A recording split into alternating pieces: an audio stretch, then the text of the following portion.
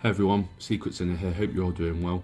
So today I've got a bit of a different video for you. I was looking at the kits of all the 3-star units the other day and thinking how much potential we actually have for specialty changes.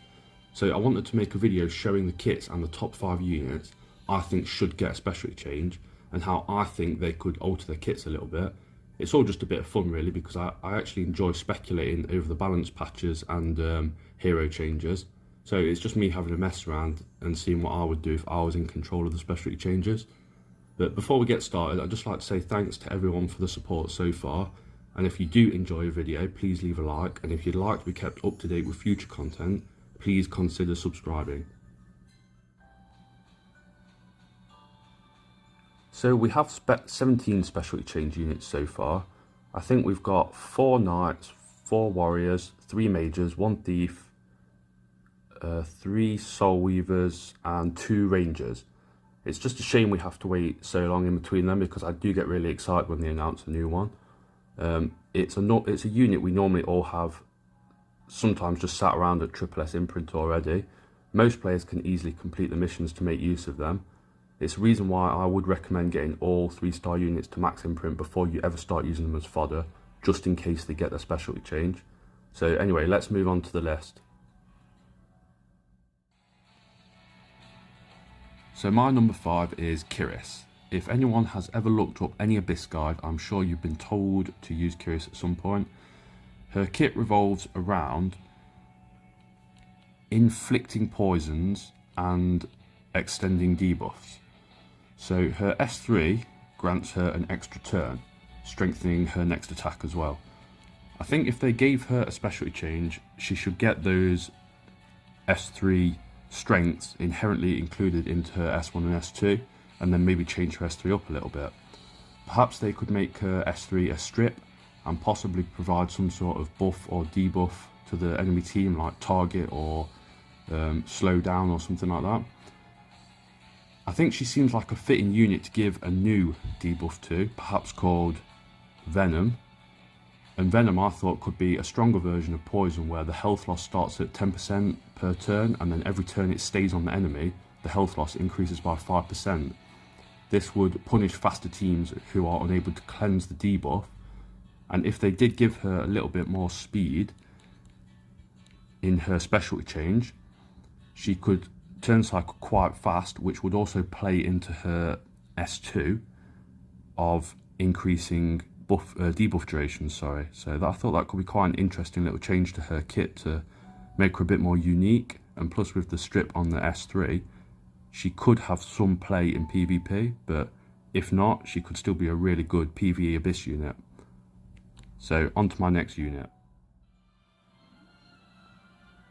Number 4 is Alexa. As we all know, Alexa is the free-to-play queen of Wyvern.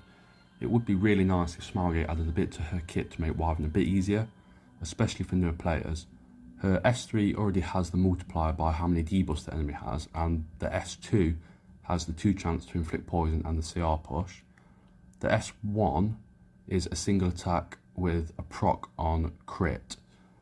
So they should really make her whole kit scale off enemy max HP, similar to how the Commander Arena rebalances. It would allow her to be ran on another artifact instead of Daydream Joker, which could add a lot to her damage as well, something like Elya's Knife or RNL. Adding an AoE skill in there somewhere as well would be really nice. A lot of newer players that I speak to have a lot of trouble getting through Wyvern 13's phase 1, so having her skills be AoE maybe if the enemy has a debuff, similar to how Charlotte's S1 becomes AoE if she's buffed. Overall, I think that would help out a lot with newer players clearing Wyvern, but not boost her up too much so she would be another oppressive unit. So on to my 3rd unit. Number 3 is Jenna. Yes, I know, another blue unit, it's not the last either. At the very beginning, when I first started playing epicseven, all the start and reroll guides I read said she's pretty much the worst hero in the game and not to invest anything into her. Looking at her kit, you can understand why. Aside from having her S2 and S3 be AoE, she really doesn't do too much. Even the debuffs on those skills have such low application chances. I always kind of had this image that Smilegate would lean into the hate and go full 0 to hero with her. I could imagine them turning into some sort of evil Ice Queen and stack her S2 and S3 with some really debilitating debuffs, causing her to maybe some sort of heavy control unit maybe. In terms of what they should actually do with her kit, I'm really not too sure. She would probably need a full rework with some big overhauls on the actual debuff she applies and the chance of landing. This specialty change for me would more be about taking the worst 3-star and making her into something a little bit better, both visually and gameplay wise. So not necessarily creating some sort of top tier meta monster, just, you know, taking her and making her maybe usable. So anyway, on to number 2.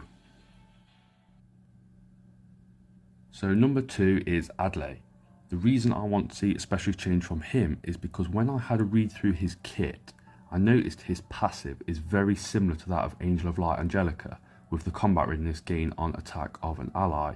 So I am genuinely curious to see if he would get similar treatment to her, but this time he would be a free-to-play friendly version in the sense that he's available to everyone.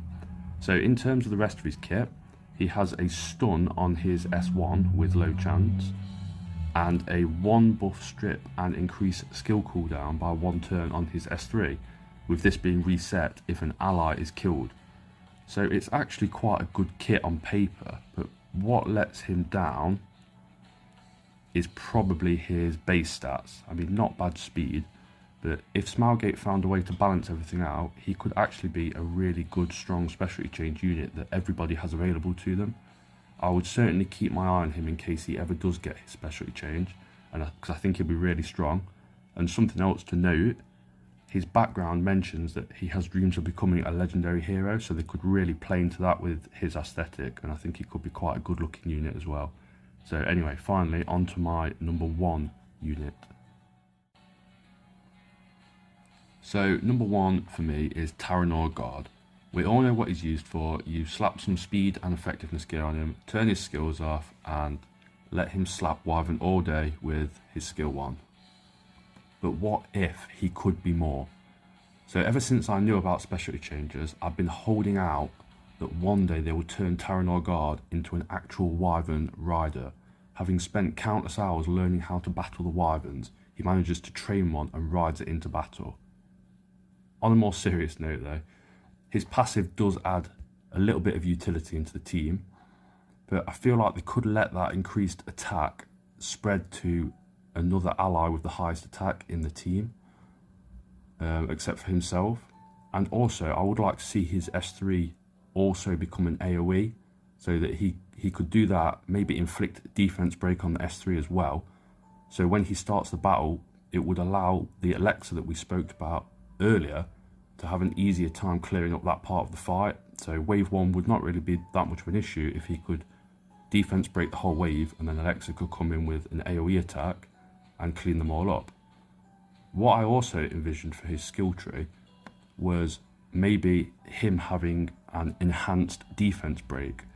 So if the enemy is a boss or elite monster, his defense break actually turns into a greater defense break, which could be something like 85 or 95% of enemy armor bypassed. So this would literally make him the Wyvern God, but not completely break him for PvP as well. So anyway, that's all for today. I hope you've enjoyed this video. I did have a lot of fun recording this and speculating on how all the 3-star units could be changed. I did have a lot of ideas for other 3-star units as well, but I just had to whittle it down to the 5 I really wanted to see the most. So if you enjoyed it, please let me know in the comments. I'd really like to hear what your opinions are. Thank you for watching, and please don't forget to like and subscribe. Secret Sinner out.